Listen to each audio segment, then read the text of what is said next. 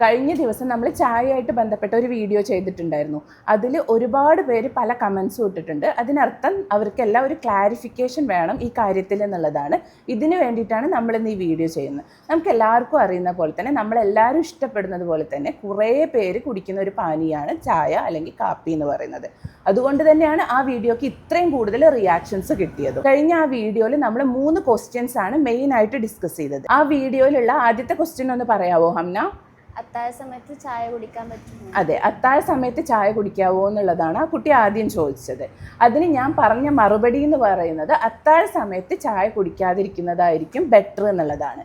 ഇത് പഠനങ്ങളിൽ പറഞ്ഞിട്ടുള്ള ഒരു കാര്യം മാത്രമാണ് ഞാൻ പറഞ്ഞത്. കാരണം ചായൻ്റെ അകത്ത് കഫിൻ എന്ന് പറഞ്ഞൊരു കണ്ടന്റ് ഉണ്ട്. ഈ കഫിൻ ഒരു മൈൽഡ് ഡയൂററ്റിക് ആണ്. ഡയൂററ്റിക് പറഞ്ഞാൽ യൂറിൻ കൂടുതലായിട്ട് പാസ് ചെയ്യുക. അപ്പോൾ ചായ നമ്മൾ അത്താഴ സമയത്ത് കുടിച്ചാൽ കൂടുതലായിട്ട് യൂറിൻ പാസ് ചെയ്യാനുള്ള സാധ്യതയുണ്ട്. ഇതുകൊണ്ടാണ് നമ്മൾ അങ്ങനെ പറഞ്ഞിട്ടുള്ളത്. ഇതുമായി ബന്ധപ്പെട്ട് ഒരുപാട് പഠനങ്ങളുണ്ട്. ആദ്യം നമ്മൾ WHO പബ്ലിഷ് ചെയ്തിട്ടുള്ള ഒരു പഠനത്തിൽ പറഞ്ഞിട്ടുള്ള കാര്യം അമ്മ ഒന്ന് വായിക്കും. Avoid caffeinated drinks such as coffee, tea and cola because caffeine can make some people urinate more often, which may lead to dehydration. ഇത് WHO stay healthy during Ramadan എന്ന് പറഞ്ഞ ഒരു പബ്ലിക്കേഷനിൽ എടുത്തതാണ്. ഇതിനകത്ത് പറയുന്നത് എന്താ വെച്ചാൽ കഫിൻ എന്ന് പറയുന്നത് ഒരു ഡയൂററ്റിക് ആണ്. ഡീഹൈഡ്രേഷൻ ഉണ്ടാക്കാനുള്ള സാധ്യതയുണ്ട്. അതുകൊണ്ട് പരമാവധി ഫാസ്റ്റിംഗ് ടൈമിൽ കഫിൻ അടങ്ങിയ ഡ്രിങ്ക്സ് ഒഴിവാക്കുന്നതാണ് നല്ലത് എന്നുള്ളതാണ്. ഇനി വൺ പാത്ത് എന്ന് പറഞ്ഞ ഒരു പബ്ലിക്കേഷനിൽ വന്നത് ഹംന ഒന്ന് വായിക്കും. Caffeine is diuretic, which means it can cause dehydration. During Ramadan, it's important to stay hydrated, so it's best to avoid caffeine-contained beverages such as coffee and tea. ഈ ഒരു പബ്ലിക്കേഷനിലും സെയിം തന്നെയാണ് പറയുന്നത്. കഫീൻ ഒരു ഡയൂററ്റിക് ആണ്, dehydration വരാനുള്ള സാധ്യതയുണ്ട്. അതുകൊണ്ട് തന്നെ റമദാൻ സമയത്ത് കഫീൻ അടങ്ങിയ ബിവറേജസ് ആയിട്ടുള്ള ടീയും കോഫിയും ഒഴിവാക്കുന്നത് തന്നെയാണ് നല്ലത് എന്നുള്ളതാണ്. ഇനി ഇതുമായി ബന്ധപ്പെട്ട് വേറൊരു പബ്ലിക്കേഷൻ ഉണ്ട്, അതൊന്ന് വായിക്കൂ. Avoid coffee at suhoor. അതിൻ്റെ ഹെഡിങ് തന്നെ ചായ സുഹൂർ സമയത്ത് ഒഴിവാക്കുക അല്ലെങ്കിൽ അത്താഴ സമയത്ത് ഒഴിവാക്കുക എന്നുള്ളതാണ്. Although tempting to have coffee before fasting begins, this is counterproductive. അതിൽ പറയുന്നത് എന്താ വെച്ചാൽ നമുക്ക് ഫാസ്റ്റിംഗ് തുടങ്ങുന്നതിൻ്റെ മുന്നേ ചായ കുടിക്കാനുള്ള ഒരു ടെൻഡൻസി ഉണ്ടാവും, പക്ഷെ അത് കൗണ്ടർ പ്രൊഡക്റ്റീവ് ആണ് എന്നുള്ളതാണ്. Caffeine's diuretic effect increases urination, leading to dehydration during fasting hours. കഫീൻ്റെ ഡയൂററ്റിക് എഫക്റ്റ് നമ്മൾ പറഞ്ഞു, കഫീൻ കൂടുതൽ മൂത്രം ഒഴിക്കാനുള്ള ടെൻഡൻസി ഉണ്ടാക്കും. അത് ഫാസ്റ്റിംഗ് അവേഴ്സ് നമുക്ക് ബുദ്ധിമുട്ടുണ്ടാക്കാം.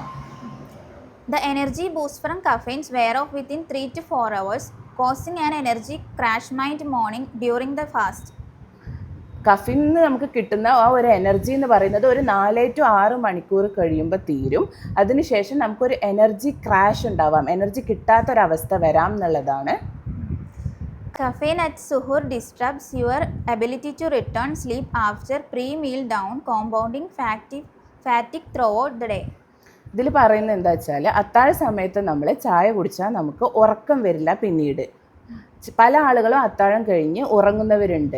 അത്തരത്തിൽ നമ്മൾ ഉറങ്ങാതിരുന്നാൽ നമുക്ക് നെക്സ്റ്റ് ഡേ ക്ഷീണം വരാനുള്ള സാധ്യതയുണ്ട് എന്നുള്ളതാണ്. നമ്മളിപ്പോൾ 3 പബ്ലിക്കേഷൻസ് പറഞ്ഞു. ഈ 3 പബ്ലിക്കേഷനിലും പറയുന്നത് എന്താ വെച്ചാൽ സുഹൂർ സമയത്ത് ചായ ഒഴിവാക്കുന്നത് ബെറ്ററാണ് എന്നുള്ളത് തന്നെയാണ്.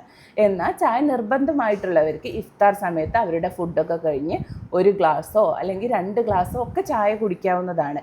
ഈ ഒരു കപ്പ് ചായ എടുത്താൽ, ഒരു 250 ml ചായ എടുത്താൽ അതിൻ്റെ അകത്തുള്ള കഫീൻ്റെ കണ്ടന്റ് എന്ന് പറയുന്നത് ഒരു 14 to 70 മില്ലിഗ്രാം വരെയാണ്.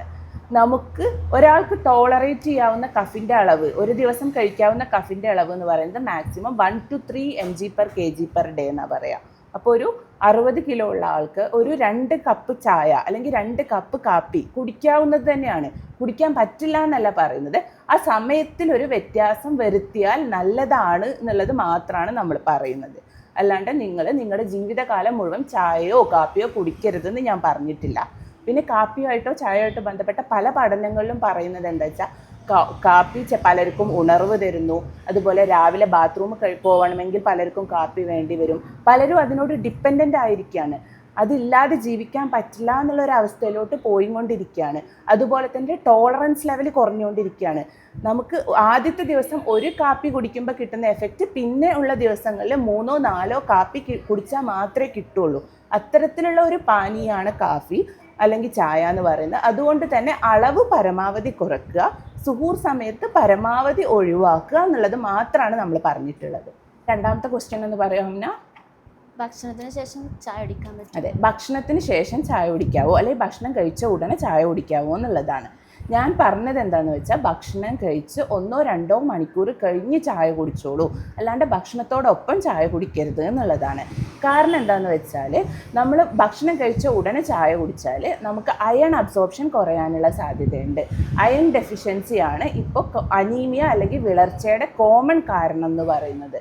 അതുകൊണ്ടാണ് നമ്മൾ ഭക്ഷണത്തിൻ്റെ കൂടെ ചായ കുടിക്കരുത്, ഭക്ഷണം കഴിച്ച ശേഷം 1-2 മണിക്കൂർ കഴിഞ്ഞ ശേഷമേ ചായ കുടിക്കാവൂ എന്ന് പറയുന്നത്. ഇതുമായിട്ട് ബന്ധപ്പെട്ടിട്ട് ഒരുപാട് പഠനങ്ങളുണ്ട്. ആദ്യത്തെ സ്റ്റഡി ഒന്ന് വായിക്കൂ Amna. In 2021 study in 83 men found that heavy caffeine consumption was associated with reduced iron bioavailability or the amount of iron that their body can utilize. ഇത് 2021 നടന്ന ഒരു പഠനമാണ്. ഇതിൽ കാണിക്കുന്നത് എന്താ വെച്ചാൽ ഹെവി ആയിട്ട് ചായ കുടിക്കുന്നവരിൽ അയൺ ഡെഫിഷ്യൻസി വരുന്നുണ്ട്, അനീമിയ വരുന്നുണ്ട് എന്നുള്ളത് തന്നെയാണ്. A 2023 study found that black tea and coffee were associated with a significantly increased risk of iron deficiency anemia. 2023 നടന്ന ഒരു സ്റ്റഡിയിൽ ഇത് തന്നെ കാണിക്കുന്നത്. ഹെവി കൺസംഷൻ ഓഫ് കഫീൻ, ഒരുപാട് കഫീനുള്ള ചായകൾ കുടിക്കുന്നത് കൊണ്ട് അയൺ ഡെഫിഷ്യൻസി അനീമിയ ഉണ്ടാകുന്നു എന്നുള്ളത് തന്നെയാണ് കാണിക്കുന്നത്. A different 2023 study gave women with iron deficiency anemia iron supplements at different times of the day. They found that in women who took the supplements in the morning with coffee, iron absorption was reduced by 66%. ഇതിലെന്താ പറയുന്നതെന്ന് അറിയോ? Iron deficiency anaemia ഉള്ളവർക്ക് അവർ iron tablets കൊടുക്കുകയാണ്. ആ സമയത്ത് ചായയുടെ കൂടെ iron tablets കഴിച്ച ആളുകളിൽ അയൺ അബ്സോർപ്ഷൻ 66% കുറഞ്ഞു എന്ന്. ഇതെന്താ കാണിക്കുന്നത് വെച്ചാൽ നമ്മൾ ചായയുടെയോ കാപ്പിയുടെ കൂടെ ഫുഡോ എന്തെങ്കിലും കഴിച്ചാൽ അയൺ അബ്സോർപ്ഷൻ നടക്കില്ല എന്നുള്ളത് തന്നെയാണ്, അല്ലെങ്കിൽ അയൺ അബ്സോർപ്ഷൻ ഒരുപാട് കുറയുന്നു എന്നുള്ളതാണ്. ഇത് തന്നെയാണ് നമ്മൾ ആ സെക്കൻഡ് ക്വസ്റ്റ്യനിൽ ഡിസ്കസ് ചെയ്തതും. ഫുഡ് കഴിച്ച ഉടനെ ഒരു കാരണവശാലും ചായയോ കാപ്പിയോ കുടിക്കരുത്, അയൺ അബ്സോർപ്ഷൻ കുറക്കും. 1-2 മണിക്കൂർ കഴിഞ്ഞ് കുടിച്ചോളൂ. ഇത് തന്നെയാണ് നമ്മൾ പറഞ്ഞത്, അല്ലാതെ ഡിഫറെൻ്റ് ആയിട്ട് ഒന്നും ഞാൻ പറഞ്ഞിട്ടില്ല എന്നുള്ളതാണ്. ആ വീഡിയോയിൽ ഉണ്ടായിരുന്ന മൂന്നാമത്തെ ചോദ്യം എന്താണെന്നറിയോ? കുട്ടികൾക്ക് ചായ കൊടുക്കാവോ എന്നുള്ളതാണ്. ഇതുമായിട്ട് ബന്ധപ്പെട്ട ഒരുപാട് പഠനങ്ങളുണ്ട്. ഇന്ത്യൻ അക്കാഡമി ഓഫ് പീഡിയാട്രിക്സ്, അതുപോലെ അമേരിക്കൻ അക്കാഡമി ഓഫ് പീഡിയാട്രിക്സിൻ്റെ ഒക്കെ പഠനങ്ങളുണ്ട്. ഈ അമേരിക്കൻ അക്കാഡമി ഓഫ് പീഡിയാട്രിക്സിൻ്റെ പഠനത്തിൽ എന്താ പറയുന്നതെന്നറിയോ? 12 വയസ്സ് വരെയുള്ള കുട്ടികൾക്ക് ഒരു കാരണവശാലും ചായ കൊടുക്കരുത് എന്നുള്ളതാണ്. ഇതിൻ്റെ കാരണം ഞാൻ നേരത്തെ പറഞ്ഞത് തന്നെയാണ്. കാരണം ഇത്തരത്തിൽ ചെറുപ്പം മുതലേ ചായ കുടിച്ച കുട്ടികളിൽ neuronal hyper activity, attention deficit ഇതൊക്കെ വരാനുള്ള സാധ്യതയുണ്ട്. ഇതുകൊണ്ട് തന്നെയാണ് നമ്മൾ പറഞ്ഞിട്ടുള്ളതും. എല്ലാം ഞാൻ പറഞ്ഞ ഈ 3 ക്വസ്റ്റ്യൻസും സയൻറ്റിഫിക്കലി പ്രൂവൺ ആയ കാര്യങ്ങൾ മാത്രമാണ്, അല്ലാതെ പുതുതായി ഞാനൊന്നും പറഞ്ഞിട്ടില്ല എന്നുള്ളതാണ്. പിന്നെ കുറേ പേര് ഈ വീഡിയോയിൽ ഇങ്ങനെ ഡിസ്കസ് ചെയ്യാണ്, ഞാൻ കുറേ കാലങ്ങളായിട്ട് ചായ കുടിക്കുന്നു, എൻ്റെ അച്ഛനും അമ്മയും എല്ലാവരും ചായ കുടിക്കുന്നു, എന്നിട്ട് ഞങ്ങൾക്കൊന്നും പറ്റുന്നില്ലല്ലോ എന്നുള്ളത്.